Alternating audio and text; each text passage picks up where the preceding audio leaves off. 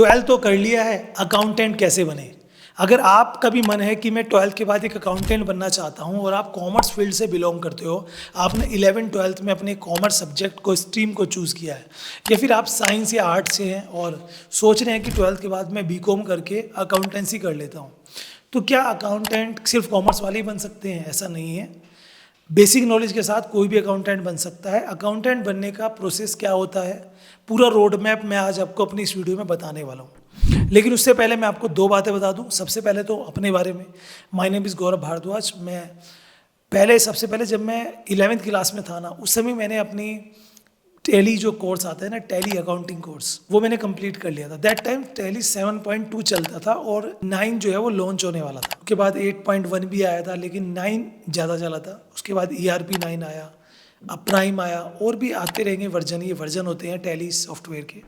तो मैंने 11th class में सीख लिया था एंड 12th करते करते मैं साथ में अकाउंटेंसी की प्रैक्टिस करने लग गया था। उसके बाद मैंने मार्केट में अकाउंटिंग की है, मैंने कोर्स भी चलाए हैं, बच्चों को टैली भी सिखाई है और एक सीनियर सेकेंडरी स्कूल में एज ए क्लर्क भी काम किया। उसके बाद मैंने मास्टर्स करके B.Ed करके टीचिंग का एग्ज़ाम क्वालिफाई किया और 13 साल मैंने अकाउंटिंग की टीचिंग भी की। तो मैं आपको उसमें अच्छे से समझा सकता हूँ क्योंकि मैं खुद अकाउंटेंट रह चुका हूँ और मेरे पढ़ाए हुए बच्चे काफ़ी अकाउंटेंट हैं। मैं टैली कोर्स भी करा चुका हूँ, तो एक रोड मैप मैं आपको अच्छा दे सकता हूँ कि कैसे आप एक अच्छे अकाउंटेंट बन सकते हैं। मार्केट में दो मिथ हैं अकाउंटेंट को लेके कि एक अकाउंटेंट में करियर नहीं है, अकाउंटेंसी में जॉब नहीं है ना। और दूसरा मिथ ये है कि भैया अकाउंटेंसी क्या है, अच्छे से सीखना होगा तो आपको कोई बड़ा कोर्स ही करना होगा, graduation post graduation like MBA something.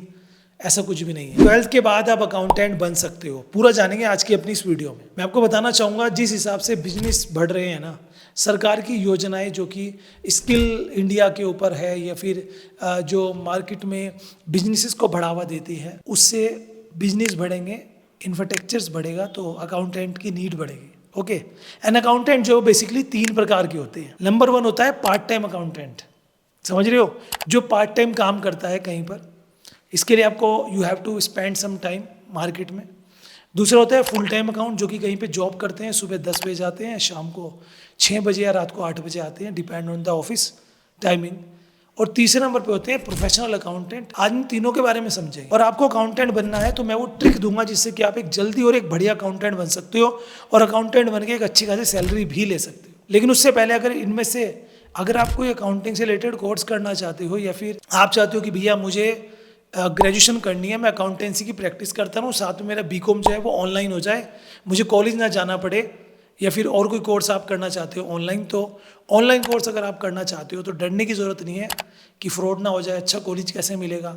इनमें आपकी हेल्प कर सकता है कॉलेज विद्या। जी हाँ, कॉलेज विद्या। जी हाँ, कॉलेज विद्या।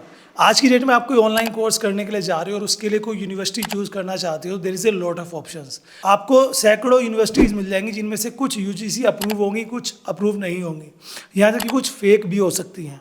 और ऐसे में सही यूनिवर्सिटी को कैसे चूज करें, क्या इन यूनिवर्सिटी से एडमिशन लेने के बाद आपको जॉब भी मिलेगी, तो इनमें आपकी हेल्प करता है कॉलेज विद्या, जहाँ पर 100 से ज़्यादा गवर्नमेंट अप्रूव्ड यूनिवर्सिटीज़ अवेलेबल हैं, जहाँ पे आप जो है 30+ फैक्टर जैसे कि प्लेसमेंट, फीस, फैकल्टीज़, इन सब से कंपेयर कर सकते हो कपल ऑफ सेकंड में।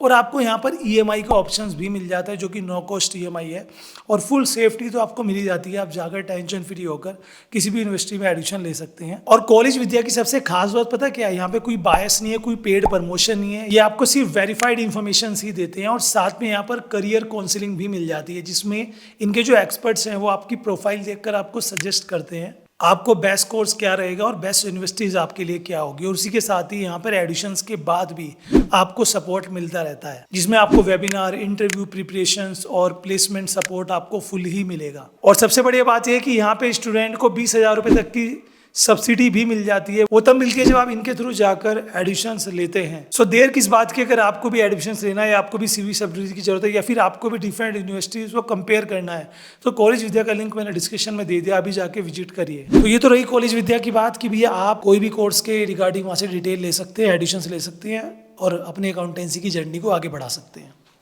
अब बात रही कि अकाउंटेंट अगर बनना है तो क्या सही तरीका है। तो रोड मैप में 4 से 5 स्टेप है। सबसे पहला जो स्टेप है, स्क्रीन पे मैं लिख दूंगा, सबसे पहला जो स्टेप है वो है आपकी स्टडी 12th कंप्लीट होना।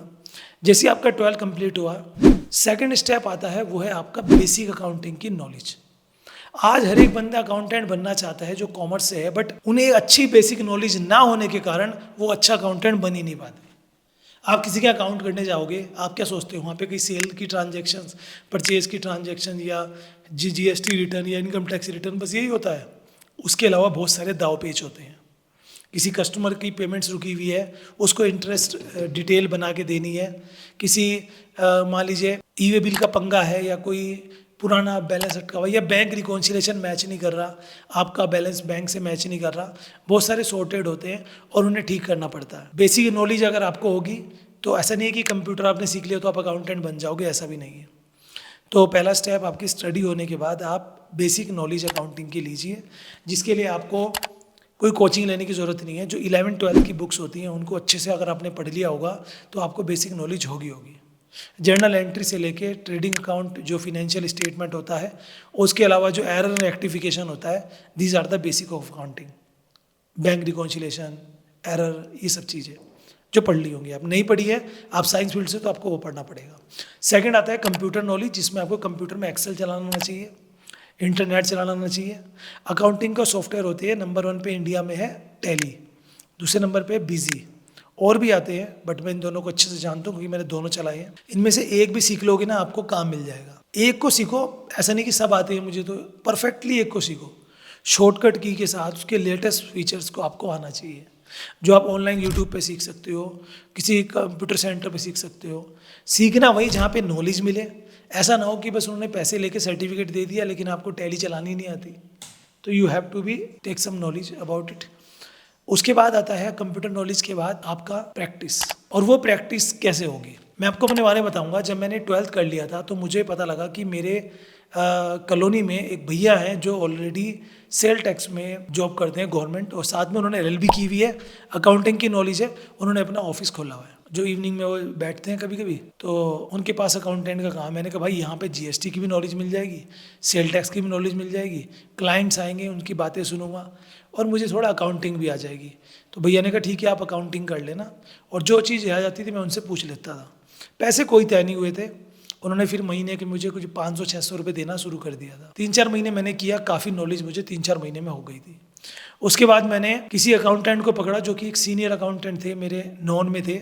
उनसे मैंने कहा कि आप जो पार्ट टाइम काम लेते हो, कुछ काम मुझे भी दे दो, मैं घर से करके दे दूंगा, जैसे कि रिकॉर्ड फिल करना हुआ, परचेज के बिल चढ़ाने हुए, सेल के बिल चढ़ाने हुए। ऐसे मैंने अकाउंटिंग की आधार अपना रखा था। उसके बाद मैंने फुल टाइम जॉब की, टेंशन फ्री होकर।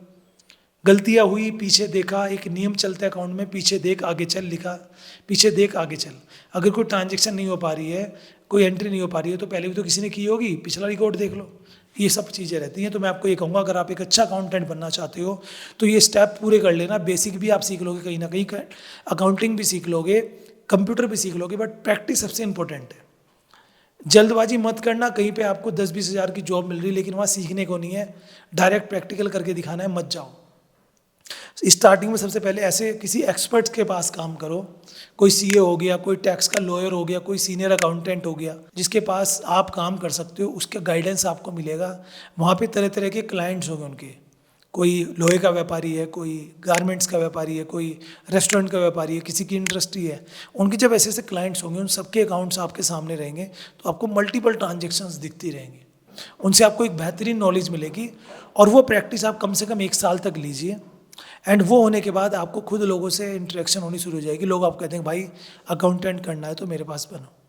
तब आप बनोगे एक फुल टाइम अकाउंटेंट। और 1 से 2 साल आपको फुल टाइम कहीं पे अकाउंटेंसी करनी है। पूरे साल भर में क्या क्या ट्रांजेक्शन्स होती हैं सब देखना है। जब आपके 1 से 2 साल हो जाए, आपको एक्सपर्टीज आ जाए, आपके पास लैपटॉप हो इस तरह से, तो आप जो है टैली अपने घर से ही काम करना स्टार्ट कर दो। मार्केट में बहुत सारा काम पार्ट टाइम मिलता है, कोई किसी की ट्रांजेक्शन्स कम होती है तो वो आपको काम दे देगा कि आप घर बैठ के महीने में 4 दिन जाके उनके पास डाटा इकट्ठा करके घर से ही एंट्री कर लो, रिकॉर्ड उन्हें व्हाट्सअप कर दो। इस तरह से आप उनका काम घर से कर सकते हो। कोई आपको 2,000 देगा, कोई 4,000, कोई 5,000। आपने 10 काम भी पकड़ लिए, 50,000 कमा लिए। डिपेंड ऑन कि आप बड़ी सिटी में रहते हो छोटी में। लेकिन पार्ट टाइम काम जल्दबाजी मत करना, जब आप एक्सपर्ट हो जाओ तभी आप पार्ट टाइम काम पकड़िए। और प्रोफेशनल अकाउंटेंट जो होते हैं उनके लिए या तो आपको कोई MBA करना पड़ेगा अकाउंटिंग एंड फाइनेंस से, या कोई आपको LLB भी करनी पड़ेगी GST से, टैक्स से, या फिर आपको MCOM करना पड़ेगा और कोई अकाउंटिंग का स्पेसिफिकली डिप्लोमा या सर्टिफिकेट करना पड़ेगा, तब आप बन जाओगे एक प्रोफेशनल अकाउंटेंट, तब आपको बड़ी कंपनी में भी जॉब मिल जाएगी। ये पूरा रोड मैप है जो कि मैं बहुत कम बताता हूँ, लेकिन जब मेरा दिल खुश होता है मैं अपने बच्चों को बताता हूँ। आई होप आपको वीडियो समझ में आ गई है, अच्छी लगी होगी। जो भी अकाउंटेंट बनना चाहते हैं जरूर से कमेंट करके बताना कि आपको क्या प्रॉब्लम आ रही है, क्या इश्यूज आ रहे हैं। मैं कोशिश करूँगा आपको रिजोल्व करने की, या मेरा इंस्टाग्राम में फॉलो कर लें। और बस टेंशन फ्री होके अगर कुछ बनना है तो उसमें लगन लगा दो। बट याद रहे, अकाउंटेंट अच्छा वही होता है जो प्रैक्टिस अच्छी करते हैं, क्योंकि जितनी प्रैक्टिस होगी उतने अच्छा वो भर के आओगे। Thank you.